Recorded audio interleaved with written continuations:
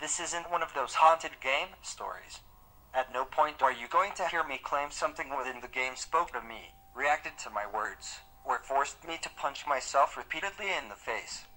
No, this isn't about a haunted game or a game doing something impossible or even something it shouldn't have. This isn't about a glitch or a hidden satanic message, and at no time did I phone Nintendo headquarters only to have my questions answered with hushed whispers or anguished screams. This story is about a game feature I don't think anyone else has unlocked. That's it. No ghosts. No conspiracies. Just a secret we were all supposed to find, but never did. Something that changes an entire generation's childhood and the very essence of a multi-billion-dollar franchise. This is about what I assumed to be a previously undiscovered alternate ending of Super Mario World for the Super Nintendo. In 1996, I received my first computer as a birthday gift. I'd been on the internet before, had used computers before, but it had always been in school or at a friend's house. This one was mine. All mine. I explored the crude, prehistoric web of the time with great interest. I downloaded all sorts of pornography and even printed it out, which made absolutely no sense. I also pirated media like a madman. Music, games, anything. This was where I first discovered Mario World. I'd never had a Super Nintendo as a little kid, so it was all new to me. I'd downloaded tons of games along with the SNES emulator, but Mario World was my favorite. For over a decade, the same Mario World ROM was my time-wasting hobby. I played it over and over again, beating the game faster and faster until I began to lazily explore the worlds with no particular purpose. Game Genie codes helped immensely. I could turn off the timer and relive a particularly entertaining map for an hour as I waited for a download or any number of boring events. It was in this manner that I must have beaten and rebeaten the game thousands upon thousands of times. There was comfort in the obsessive-compulsive behavior of this routine. But all of it was shattered when I saw the Blind Boo. The Blind Boo, as I referred to it, was hovering over the exit from the haunted sunken ship level later on in the game. I call it blind because it actually had no visible eyes. It was like someone had made a lazy ROM hack. But I knew from years upon years of experience that this was a normal game. The Blind Boo just hung there over the exit pipe, blocking it. I turned my back on it, but it didn't chase me. How could it? It didn't even see me. Then, I noticed something else out of sorts. There was a key, and keyhole misplaced above the exit. Keys and keyholes as such are ways of ending a level in an alternate manner and discovering a secret area. Still, this didn't belong there and I knew it. For a moment, I considered the fact I'd actually broken a ROM file from overuse. After taking a screenshot specifically to show all of you Mario Brothers fans out there, I picked up the key and opened the door, figuring the game would seize up and I'd have to restart. Instead, it opened up a new path on the map selection screen, a whirlpool next to Bowser's already creepy head cave thing. I pressed the right arrow and moved onto the whirling drain. Oh god no. This didn't really strike me as odd, because if you're familiar with the Mario World game, there's an area called Star Road that you may note has similar names. Just stuff like tubular and awesome, and all manner of dumb words and phrases. Most of the areas were called Vanilla Forest 1 and Donut Mountain 3 and all that, but there were maps with odd names like that. What did concern me, though, was Mario's expression. Surprise? Shock? Fear? I entered the map. Oddly enough, the whirlpool in the middle of a lake began with the standard castle entry animation. Mario walked up to a castle door, looked up, then went in. I could tell it was underwater, though, because of the bubbles that periodically emerged from the sprite's mouth and floated to the top of the screen. Inside the castle, it started to look more and more like I was in fact experiencing a glitch. There was no room to jump, no room to do anything but run left and right. I must have gone right for 10 to 20 minutes, just holding the B button and running along at full speed. After a while I ran into one or two Blind Boos in the darkness above, then 3 or 4. Then the screen was full of them. They just kind of hung there, doing nothing. They wouldn't chase me if I turned my back, as with the previous Blind Boo. If I made any noise, like Mario's jump sound, they would just kind of shudder a bit, like they heard the sound of Mario's movements, but couldn't do anything about it. Then something made me stop and turn the other way. Now I knew beyond a shadow of a doubt that this map was designed specifically to screw with the player. Not because the giant bleeding bill was hemorrhaging profusely from its face, but because it was inescapable. There was literally no way to avoid being killed by it, as you can clearly see above. That is, unless you're like me and you have the Game Genie cheats on hand. I switched on the code for permanent invincibility. I let the bleeding Bill chase me for a while when I was invincible, just to get a good look at the thing. I stopped, and killed it with my invulnerable touch, only when I saw a message that hadn't been there when I'd passed before. I hate you. That kind of creeped me out. But on the other hand, it was kind of interesting, because it meant this was definitely a map that was supposed to exist. There was some sort of plot element, here. Something undiscovered. What did it mean? I hated me? King Koopa seemed the obvious answer. Or maybe just the ghosts. When you're in a haunted castle that you found by way of a haunted ship, a bloody-looking hate message isn't so unbelievable.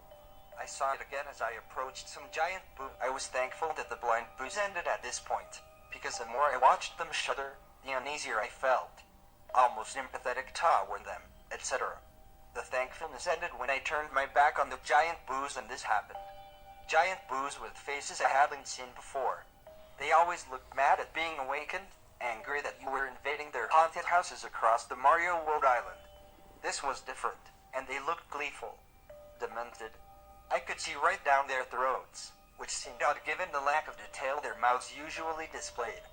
And yes, of course I'm going to address that message you saw in the picture.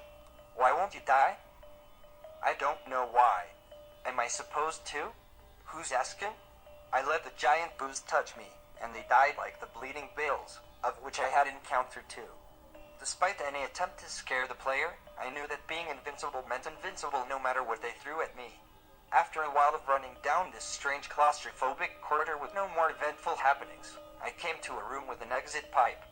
Taking the pipe downward, I came out the other end and dropped into a room filled with water. The water made sense, this being a sunken castle beneath the whirlpool and all. I was rewarded for my troubles with a question mark block that released a mushroom for me. I could have easily done this with a cheat code, but the thug had escaped me as I faced all these new and strange sights. The first creatures I encountered in the underwater portion of the castle were thwomps. Unless you've been living under a rock since the mid-80s, you know thwomps are stone-like square creatures that hang from the ceiling and fall whenever you come near. They try to crush you, essentially. Well, these thwomps lined up in a tight row, dropped repeatedly and randomly with no real trigger or any sense of logic. They would just wait or drop whenever they seemed to feel like it. It also looked like these thwomps had been very successful thwomps. More cartoony blood. This was getting pretty unusual for the Mario Brothers franchise, which I hadn't recalled seeing blood in at all. Now I'd seen it used 3 times. The bloody bills, the messages, and these perpetually smashing, grinding thwomps who were working their victims, into pulp. Forever. In the hampering effects of the water, I walked slowly under these things, making sure every single one touched me and died. There were almost 30 of them in a row. The sight of them mindlessly crushing over and over again just made me hate them with an unsettling intensity. What's weird is that the blood caused Mario to slide as if he were on an ice level. After walking through that gauntlet of depravity, I swam into a more open area that was filled with spikes on the floor and ceiling. It was difficult to swim in this manner without touching the spikes, but since I was still invincible I didn't think much of it. I avoided them more for fun than out of any sense I'd be damaged. It stopped being fun really fast, though. Now I knew some of what was going on. The bloody mess that thwomps were unendingly spattering. It was other Marios. Past Marios that had tried to traverse this level and failed. I had to admit this was an excellent touch, even if it was a bit ghoulish. Whoever had designed the map actually broke the fourth wall and showed you the bloated, motionless abortions of the player's own careless treatment of Mario's tiny life. The bodies only floated straight up and down a tiny bit, as if to show the effects of a light current. It was genius, and I couldn't believe I might be the first and only person to ever see this. I toyed with the idea of taking more than the one screenshot I just presented to you, basically so all of you reading this could enjoy the secret map as much as I had, especially this weird little touch.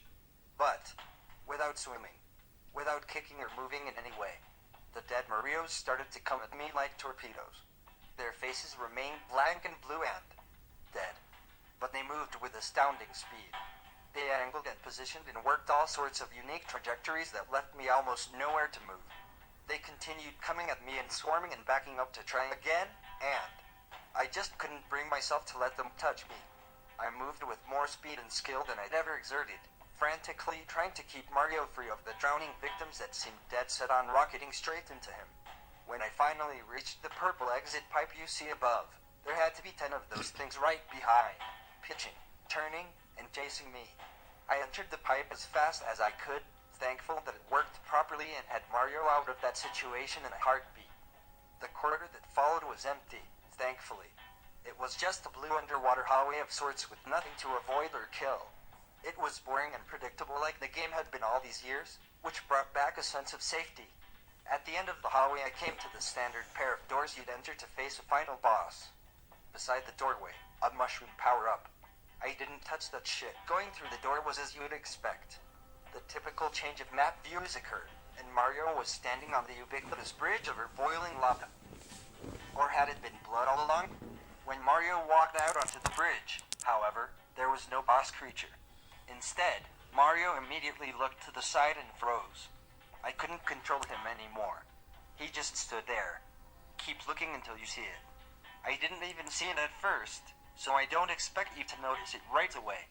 If you still haven't spotted the thing, look in the third window from the left. For your information, that's not usually there. Mario seemed to regain his composure and looked back and forth slowly, surveying the room. There was still no boss, and I still couldn't control him, so I stopped trying and just watched. This went on, and on, for what seemed like forever. Nothing happened. Then a familiar face walked in from the right, dressed in green, tall, and angry. It was Luigi. Mario recoiled in horror. It's difficult to say that without thinking how crazy it sounds, but Mario really reeled back with a sort of terror that was uncharacteristic for such a peppy, happy-go-lucky mascot like him. Then, Luigi spoke. It was all connecting. Now. The messages scrawled on the walls. I hate you. And why won't you die? Luigi. He's always been Mario's second banana, the player too, the one who doesn't get the princess in these early games. No matter how identical he is to Mario in skill set and ability and tenaciousness and bravery, at the end of the day the game is Super Mario Brothers, and he's just the brother. How he must have hated Mario. Who among us wouldn't? Think about it. No matter what happens, Mario always comes back.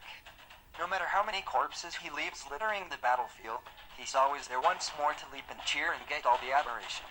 And Koopa hadn't worked alone? I didn't know what it meant at first, if anything, but again you just have to think it through. How exactly does King Koopa consistently succeed in kidnapping the princess? From day one, from the original Mario Brothers onward, it had always been an inside job. Still unable to control the character, I watched Mario simply cower in fear as Luigi leapt high into the air. As high as he could in Mario 2, the bastard child of the franchise. He jumped on the pathetic, weeping Mario again, and again, and again. I was powerless to stop it. When he was done, he seemed to look at Mario's limp body with this overwhelming rage. Then the bridge started to disappear. Soon, Mario would be dead. As I looked on, I had an irrational thought. Wouldn't be permanent? Within an instant, as Luigi turned to seemingly strike a victory pose, like he'd beaten the level, Mario awkwardly got to his feet and took him by surprise. Fear and sadness and confusion had given way to anger, and Mario overpowered his brother with little effort. To this day, I'm still haunted by the final result of his wrathful reprisal. There was the map's title. None of this was a glitch. None of it was a mistake. It wasn't a developer getting back at Nintendo, and it wasn't a ghost haunting a Nintendo cartridge. It was a planned, purposeful part of the Mario Brothers mythos. If you beat the same level X number of times, a secret part of the world opened, and you learned that from Mario Brothers through Mario Land, Luigi had secretly been working against you and was in fact facilitating the repeated abduction and abuse of the princess. But why? Money? Power? No, it was all there. Because he couldn't take not being the one in the spotlight. Not being Mario himself. After Luigi died, well and truly died, Mario just sat on the edge of the bridge and wept. I was forced to watch this for minutes on end before the screen faded to black. I played the rest of the game through to see if anything changed. Nothing else odd happened, as one would expect since this whole ordeal was just supposed to be part of the actual full story. I couldn't access the whirlpool again. I'd seen the events once, and that was all I was apparently allowed. It was back to the game as usual. The same exact game I'd played since the 90s, and would probably continue to play for the rest of my days. Well, it was the same except for the final image. Holy shit, that was a long one. Now there's an EXE that shows the events, but includes screamers. However, there's a ROM hack from SMW Central, which accurately depicts some of the events, but leaves some out, which in that ROM hack you fight against Luigi. Now question, why is this on the Trollpasta wiki? Trollpastas are comedic. This isn't a funny story, but more are under the way. Oh, and happy Halloween everyone.